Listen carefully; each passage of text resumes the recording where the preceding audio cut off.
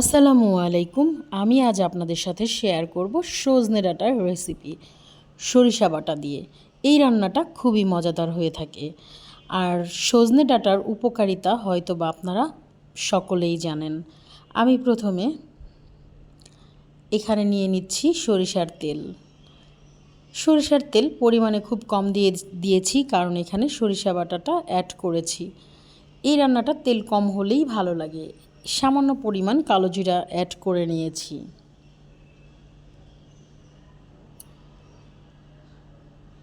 এখন দিয়ে দিলাম এখানে আমি বেশ কয়েকটা রসুন কুচি।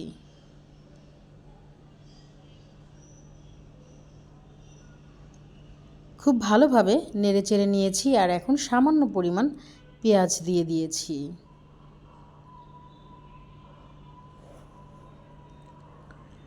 হালকা নাড়াচাড়া করে নিচ্ছি।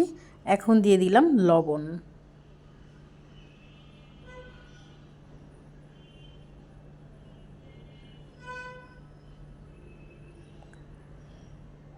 মশলাটা হওয়ার জন্য ভালোভাবে নেড়েচেড়ে নিচ্ছি যেন পেঁয়াজের কাঁচা গন্ধটা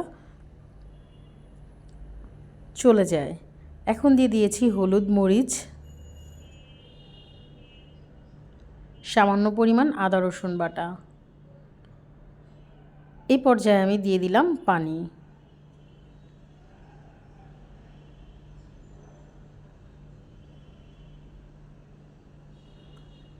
এখন আমি দিয়ে দিলাম মূল উপকরণ সরিষা বাটা। এই সরিষা বাটাটাকে আমি খুব ভালোভাবে কষিয়ে নিব। আর এখন আমি সজনে ডাঁটার গুণাগুণ সম্পর্কে বিস্তারিত বলছি। সজনে ডাঁটা একটি অত্যন্ত পুষ্টিকর ও সুস্বাদু সবজি যা বসন্ত ও গ্রীষ্মকালে প্রচুর পরিমাণে পাওয়া যায়। সজনে ডাঁটার স্বাস্থ্য উপকারিতা: ভিটামিন সি প্রচুর পরিমাণে থাকে যা অ্যান্টিঅক্সিডেন্ট হিসেবে কাজ করে, শরীরের রোগ প্রতিরোধ ক্ষমতা বাড়ায়, উচ্চ রক্তচাপ নিয়ন্ত্রণে রাখতে সাহায্য করে, হজম শক্তি ও পেটের গোলমাল সমাধান খুব উপকারী। ডায়াবেটিক্স রোগীদের জন্য এটি একটি চমৎকার সবজি। সজনে ডাঁটা অনেকভাবেই রান্না করা যায়। ডালের সাথে রান্না করা যায়, বেগুন, শুটকি, আলু, টমেটো যে কোনো সবজির সাথে রান্না করা যায়, সরিষা বাটা দিয়ে রান্না করা যায়, সব কিছু। সজনে ডাঁটার ভর্তাও করা যায়। সজনে ডাঁটা শুধু নিরামিষ হিসেবে পাঁচফোড়ন দিয়েও রান্না করা যেতে পারে।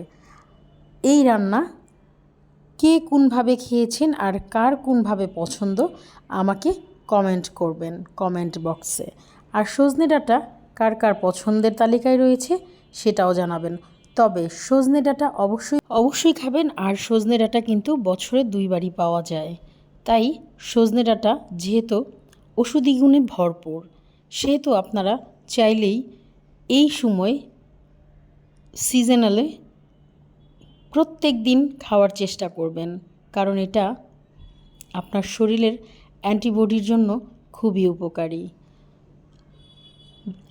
আমি আজ সরিষা দিয়ে রান্না করেছি আর এটা আমাদের মানিকগঞ্জে রান্না করা হয় এভাবে। আমি ওই মানিকগঞ্জের রেসিপিটাই আপনাদের সাথে শেয়ার করলাম। আর একদম এখন মাখা মাখা ঝোলে হয়ে গেছে আমার এই সজনে ডাঁটাগুলো। আমি এখন নামিয়ে নিব। দিয়ে দিলাম বেশ কয়েকটা কাঁচামরিচ শুধুমাত্র সুঘ্রাণের জন্য। এটা খুব কম মশলায় রান্না করলে বেশি ভালো লাগে। আমি ঠিক ওইভাবেই কম মশলা দিয়ে রান্না করার ট্রাই করেছি। তবে সজনে ডাঁটা আমাদের বাসার সবার কাছেই অনেক প্রিয়।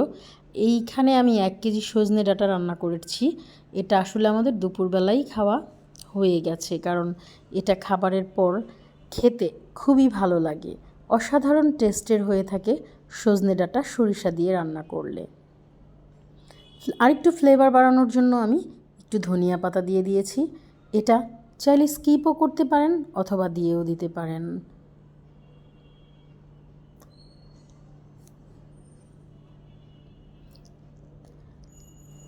আমার নতুন নতুন রান্না দেখতে আমার ফেসবুক ও ইউটিউব চ্যানেল সাবস্ক্রাইব করতে ভুলবেন না। সবাইকে অসংখ্য ধন্যবাদ জানিয়ে আমি আমার ভিডিও এখানেই শেষ